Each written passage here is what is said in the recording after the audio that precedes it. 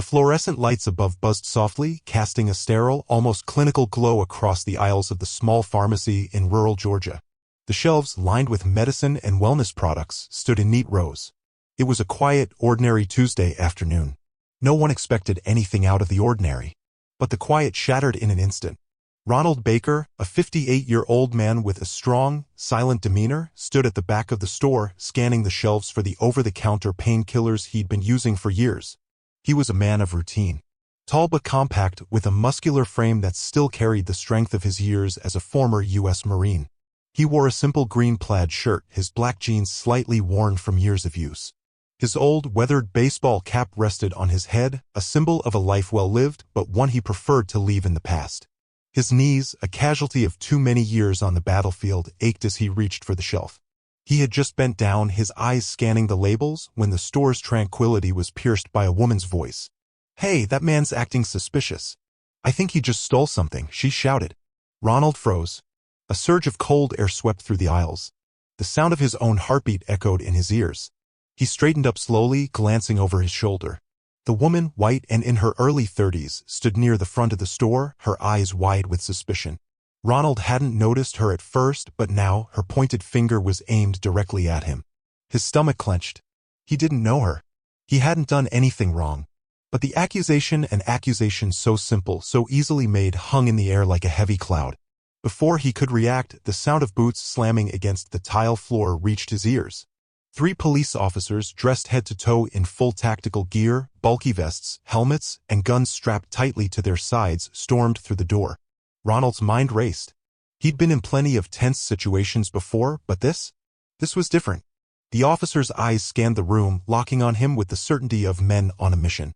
One of them, a tall officer with a crew cut, shouted, "Hands up! Now!" Ronald's heart skipped a beat. But instead of complying immediately, he took a small, cautious step back. This wasn't the battlefield. There were no rules of engagement here, no enemy to outsmart. This was real life, and it had just turned upside down. The officer was on him in seconds, pushing him harshly against the shelving unit. Bottles of painkillers and boxes of aspirin crashed to the ground. The second officer grabbed his arm, twisting it behind his back with a force that caused pain to shoot up Ronald's spine. "You're under arrest," the officer growled as the third officer, short and stocky, pushed his gun close to Ronald's temple. It was cold against his skin, like a promise of violence. "I didn't do anything. I'm not carrying anything," Ronald said, his voice shaking with a mix of frustration and confusion. But the officers didn't hear him. They couldn't. All they heard was a call for help, a white woman accusing a black man. It was too simple, too easy to believe. For a moment, time slowed. The chaos around him faded into a blur of noise, people whispering, murmuring, the rustle of clothing, and the sharp clink of falling items. His mind struggled to understand, to reason with the situation that felt all too familiar but too surreal at the same time. And then, like a lifeline thrown into an ocean of confusion, a voice rang out. "Wait!" It was a young woman, perhaps in her early 20s, standing behind the pharmacy counter, her eyes wide with recognition. That's Ronald Baker. He saved the president," she cried out, her voice breaking the heavy silence. Ronald's heart stopped. For a moment, he almost couldn't breathe. The officers hesitated. The gun pulled slightly away from his temple. The world seemed to stop, as if the entire room collectively held its breath. The woman behind the counter hurried forward, her hands shaking as she pulled out her phone, scrolling quickly through her photos. "I have a picture with him," she exclaimed, her voice rising in disbelief. "He's the hero. He saved the president last year. I met him in Washington." The officers blinked. Their stance shifted, uncertainty flickering in their eyes as they exchanged glances. They hadn't heard her wrong. Ronald's chest tightened. His mind swirled. Was this really happening? Was this his life now caught between the shadows of his past and the assumptions of his present?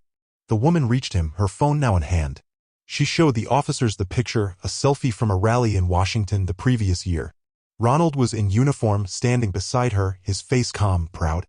It wasn't a photo of a criminal. It was the face of a man who had been awarded a medal for protecting the most powerful person in the world. "He's telling the truth," she pleaded.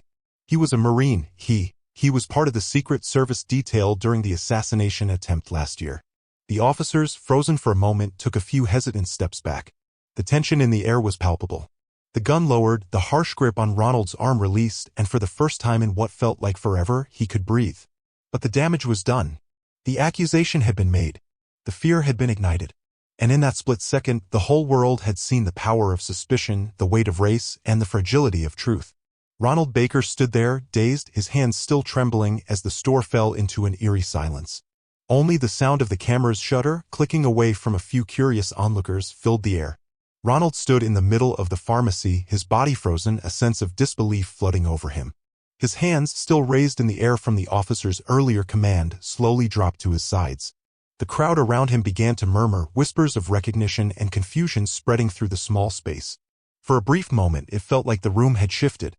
Like everyone, every single person in that store was suddenly seeing him for who he truly was.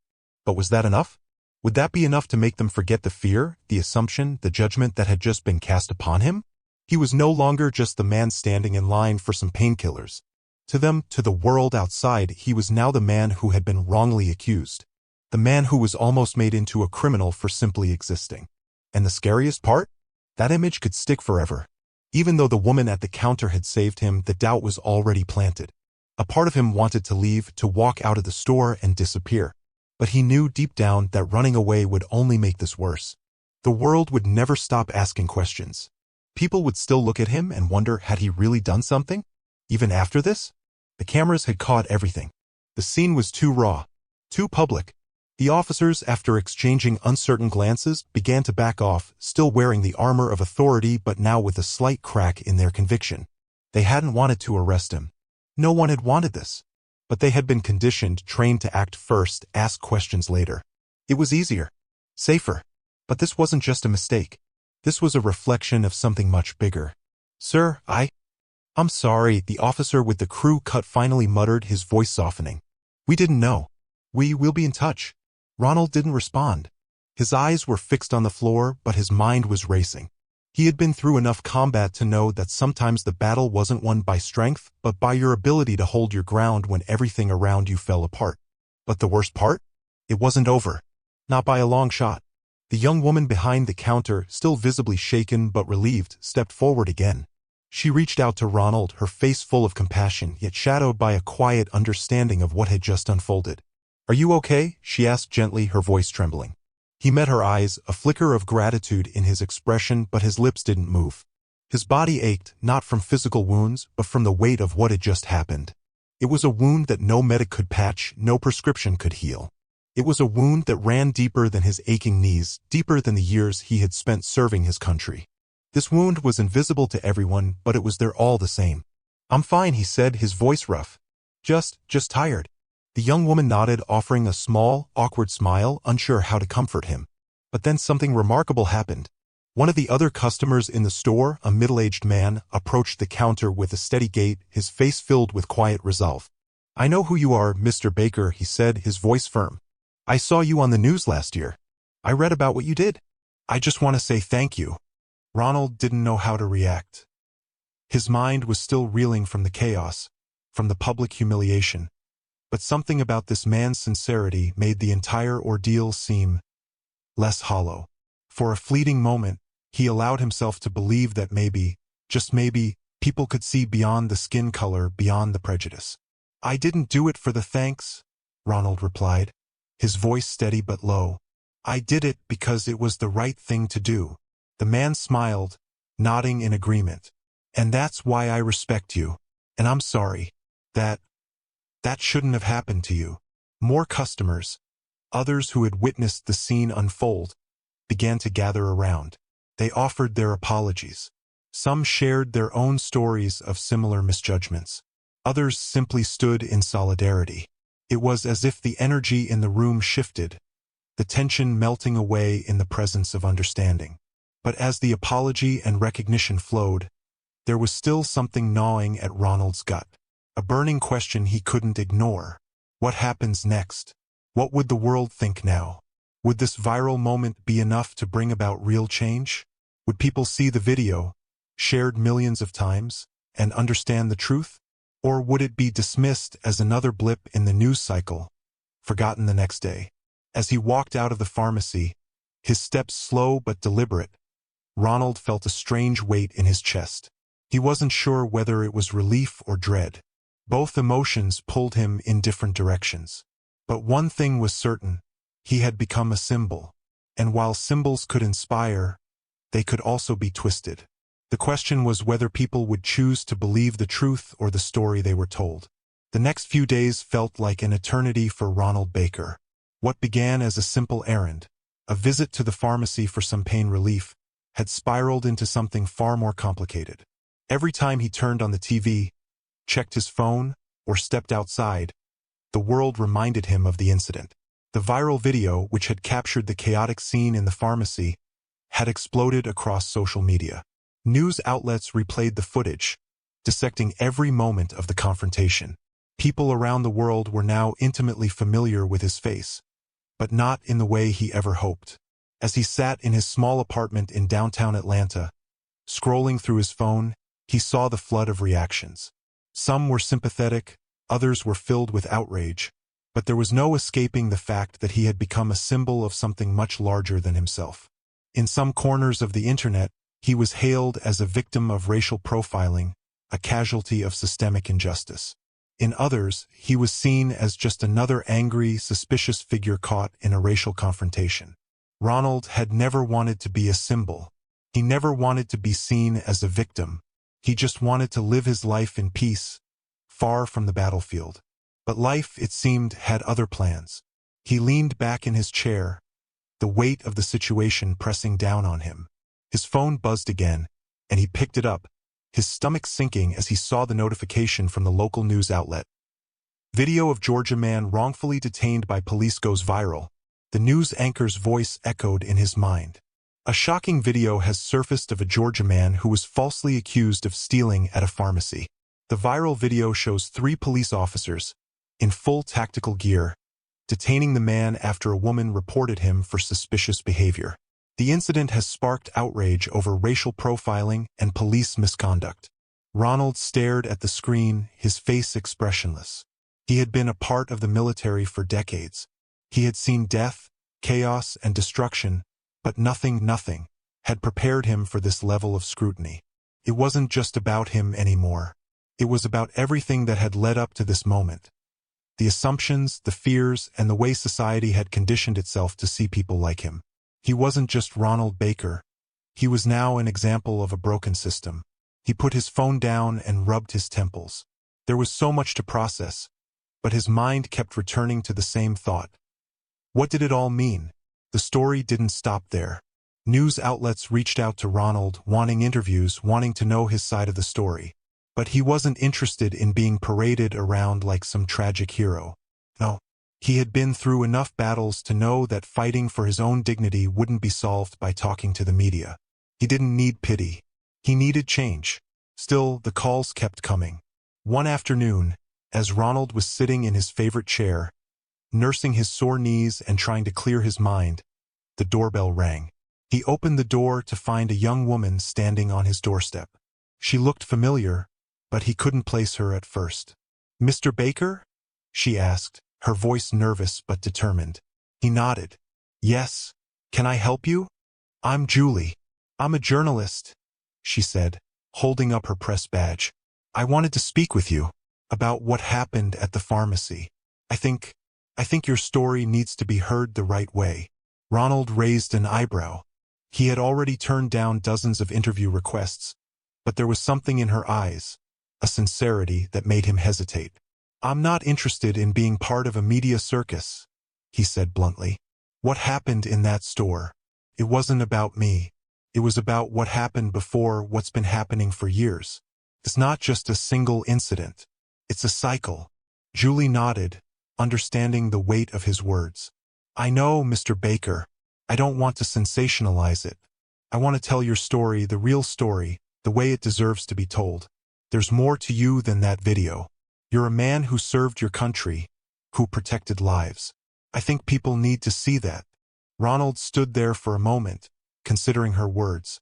He had never been one to seek attention, but perhaps he thought this was bigger than just his personal feelings. Maybe telling his story would make a difference. Maybe it would open eyes. "I'll do it," he said finally, "but on one condition. No headlines, no sound bites, just the truth." Julie smiled, relieved. "Of course, Mr. Baker. That's exactly what I'm looking for. The interview took place 2 days later. Ronald sat in his living room, his worn body aching from the stress, but his mind clear as he spoke with Julie. She asked him about his time in the military, about the assassination attempt he had survived, and about the moment that changed his life forever, when he found himself face to face with 3 armed officers who had almost mistaken him for a criminal. Ronald spoke slowly, carefully. He didn't want to relive the fear, but he also understood that sharing his truth was the only way to expose the ugly reality of the world. I've seen enough violence and hatred in my life to last 1,000 lifetimes, he said quietly. But nothing has ever scared me like being mistaken for a criminal simply because of the color of my skin. Julie listened intently, not interrupting, not rushing the conversation. It was the first time in days that Ronald had felt like someone truly heard him. He could sense she wasn't just there for the story. She was there to understand. By the time the interview ended, he felt a little lighter. For the first time since the incident, he felt like he had taken back some control. The video of his wrongful arrest had been seen millions of times. But now, perhaps, his side of the story could be shared too. It wasn't about him as a victim. It was about the bigger picture, the fight for dignity, for respect, and for fairness. The following days brought a strange mix of emotions. For Ronald, the decision to share his story wasn't just about healing. It was about confronting a deeper truth. With each interview he gave, each article written about his experience, the tension in his chest loosened just a little more. He didn't expect the world to change overnight, but he did hope that the stories being told about him could make people stop and think. For once, he didn't feel like the faceless victim in someone else's narrative. He was telling his own story, the truth. Julie, the journalist who had interviewed him, worked tirelessly to make sure his story was told with dignity and respect. Her article, which appeared a week after their conversation, was different from anything Ronald had expected. It wasn't sensational or focused on the chaos of the viral video. Instead, it was a nuanced exploration of his life, his career as a U.S. Marine, the impact of his service, and the dark reality of the incident at the pharmacy. The headline wasn't one that screamed for attention. It read, "Ronald Baker, the man behind the video, a story of service, sacrifice, and misunderstanding." The piece delved into his past, his time in the military, and how his experience protecting the president during an assassination attempt had shaped him into the man he was. It also talked about the difficult realities he faced being a black man in America, constantly navigating the dangerous waters of prejudice and suspicion. Julie had painted a portrait of a man who had sacrificed much for his country but was still vulnerable to the same assumptions that plague so many others. When the article went live, the response was overwhelming. At first, the comments were divided. Some praised Ronald for his bravery in speaking out, while others questioned whether the incident had been blown out of proportion. The viral video of the confrontation at the pharmacy was still circulating, but now, for the first time, people were seeing the full story. They were hearing Ronald's side of things. They were learning about the man who had once protected the most powerful person in the world, who had saved lives and yet was nearly treated as a criminal for a simple misunderstanding. But even as the public debate raged on, the story took on a life of its own. It wasn't just a single incident anymore. It was part of something bigger, something systemic. The conversation surrounding racial profiling, police brutality, and the treatment of black men in America began to gain momentum. More articles, more stories, more voices joined the discussion. And amidst it all, Ronald's face became a symbol, not just of victimhood, but of resilience. One afternoon, about 2 weeks after the viral video had first spread, Ronald was sitting at his kitchen table, staring at his phone, when a new notification popped up. It was a message from an unknown number. He opened it hesitantly, wondering who it could be. "Mr. Baker, I'm so sorry for what happened to you. I work with a group that advocates for systemic reform in policing. We've been following your story closely, and we'd like to offer our support. We believe your experience could be a turning point for this country. Please contact us if you're interested in talking more." Ronald read the message several times, his fingers hovering over the screen. He wasn't sure what to make of it. He had never been one to get involved in politics or activism. He just wanted to live quietly. But what had happened to him wasn't just about his own pain. It was about something larger, a problem that needed to be addressed. After some hesitation, he dialed the number. The woman who answered, named Sarah, was calm but passionate. She explained that her group had been working on police reform for years and that Ronald's story was now a key part of their efforts. They wanted to bring his voice to the table to show the world that this wasn't just about one man, one incident. This was about changing the system. As they spoke, Ronald felt a stirring within him, a sense of purpose he hadn't felt in a long time. He was no longer just a bystander to the conversation. He was becoming part of it. He had a chance to use his experience, his story, to make a difference. And that was something he hadn't been able to see before. "I'm in," he said, the words leaving his mouth with more conviction than he expected. The weeks that followed were a whirlwind. Ronald joined the organization, participating in meetings and discussions about police reform. He was invited to speak at rallies and forums. His name was now synonymous with change. The very thing that had once almost broken him was now propelling him towards something bigger, something meaningful. But as his public profile grew, so did the pressure. Every speech, every interview was another opportunity to be misquoted, misunderstood, or attacked. He wasn't naive. He knew that there would always be people who saw him as just another angry voice. People who would try to diminish his experience. But it didn't matter. The truth had already been laid bare. He had already told his story. And as long as he kept fighting for what was right, he could hold his head high. And then came the phone call. It was from one of the officers who had been involved in the incident at the pharmacy. "Mr. Baker, it's Officer Fields. I just wanted to call and apologize," the officer said, his voice low and hesitant. Ronald's heart skipped a beat. He hadn't heard from any of the officers since that day. "You don't have to apologize," Ronald replied, his tone neutral. "What happened that day wasn't just about you. It was about everything that came before. About a system that's broken." Officer Fields sighed on the other end of the line. "I know. I've been thinking about it a lot, and I want you to know that I'm sorry. I've been going to some of the training sessions about racial bias and profiling. I wasn't taught to see people like you as a threat. But that's what I did. And I'll carry that with me. I just wanted to say I'm sorry." Ronald didn't know what to say at first. The apology wasn't enough to erase what had happened, but it was a start. "I appreciate that," he said finally. "But it's not just about one apology. It's about making sure this never happens again." The officer was silent for a moment, then responded, "I agree. And I'm going to do my part to make sure it doesn't." Ronald hung up the phone and leaned back in his chair, staring out the window. It wasn't the perfect resolution. It wasn't the closure he had hoped for. But it was progress. One step closer to changing the system. One step closer to the world he wanted to live in. In the months that followed, Ronald's life began to shift in ways he had never imagined. What had started as a tragic misunderstanding in a pharmacy had turned into a rallying cry for justice. As he continued to share his story and speak out on behalf of the reform movement, he began to witness a shift not just in himself but in the world around him. It wasn't easy. The weight of being a symbol was heavy, and the constant scrutiny that came with it was sometimes suffocating. But through it all, Ronald remained steadfast. He understood now that this wasn't about one man's story, it was about a larger movement, a call for change that could not be ignored. Julie, the journalist who had first helped him tell his story, remained a constant presence in his life. She continued to write about his journey, but she also began to help elevate the voices of others who had suffered similar injustices. Together, they formed a platform to highlight stories of racial profiling and police brutality, and the response was overwhelming. One day, as Ronald sat in the small office of the organization he had joined, he received an unexpected call. It was from an old friend, someone he hadn't spoken to in years. "Ronald," the voice on the other end said, "I've been following your story. And I think it's time we talked." It was Mike, a former Marine buddy who had served with him during his special ops days. The two had been close in their time in the service, but after their deployment, they had lost touch. Mike had always been the type to keep to himself, but now, after everything that had happened, it seemed he had a message for Ronald. "I've seen how this story has grown, how your story has become a symbol for so many," Mike continued. "I want to help.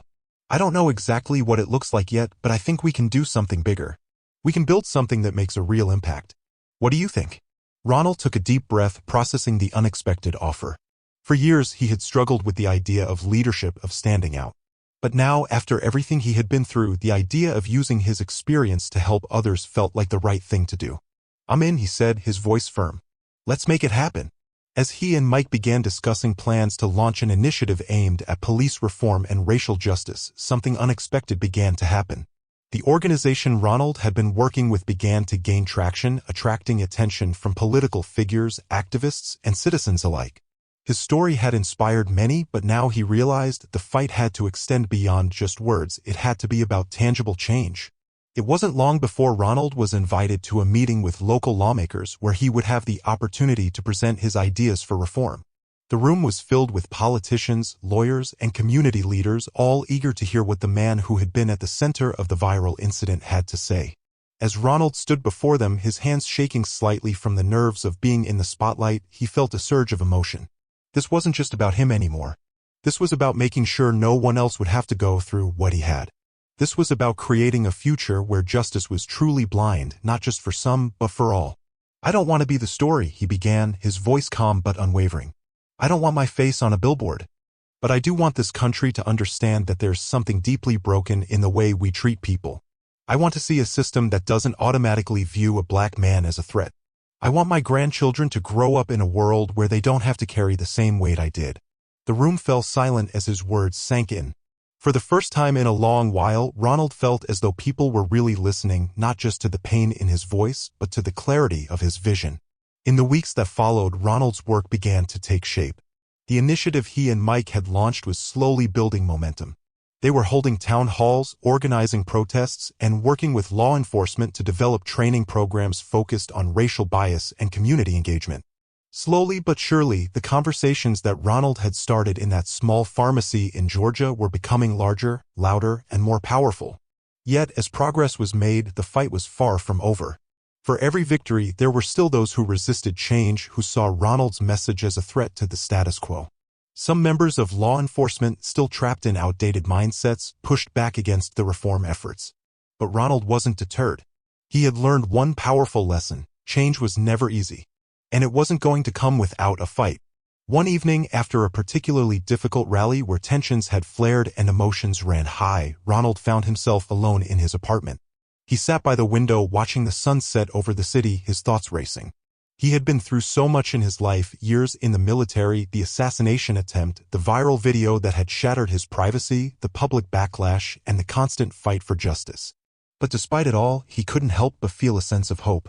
For the first time in years, he felt like his life was connected to something bigger than himself.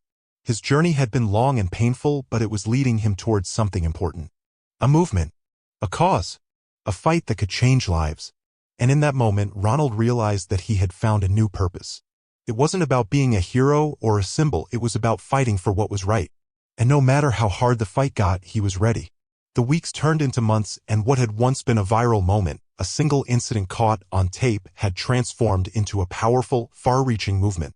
Ronald's face had become synonymous with change, but now he was no longer just the man who had been wrongfully detained. He was a leader, a symbol of resilience, and someone who was actively working to dismantle the systems of injustice that had trapped so many before him. The work wasn't easy. There were days when he felt defeated, when the weight of the cause, the endless discussions, and the challenges ahead seemed insurmountable. But with each new conversation, each new partnership, Ronald could see the beginnings of something lasting. He wasn't just fighting for his own redemption anymore. He was fighting for a world where no one would have to endure the same injustice he had. One night, as he sat in his apartment, poring over the new proposals for police reform with Mike, there was a knock on the door. It was unexpected. Visitors weren't a regular occurrence at this hour. He opened it cautiously, and standing before him was a woman in her mid-40s, dressed in a well-tailored suit, holding a briefcase. Her expression was serious but respectful.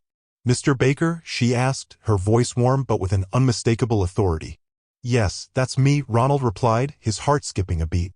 "Can I help you?" The woman stepped forward, introducing herself as Senator Emily Brooks, a key member of the state legislature. She had been following the work Ronald was doing, particularly the push for police reform, and she had a proposal for him. "I've been working on a piece of legislation that I believe could be a game-changer," she began, opening her briefcase and pulling out a stack of papers. "It's a comprehensive reform bill focusing on de-escalation tactics, community policing, and accountability. I'd like you to be part of this. Your voice is crucial to moving this forward." Ronald's mind raced. It was everything he had worked toward, everything he had spoken about in those town halls and forums.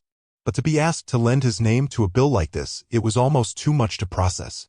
"I'm honored," he said after a long pause, "but I'm just one man. What can I do?" Senator Brooks smiled.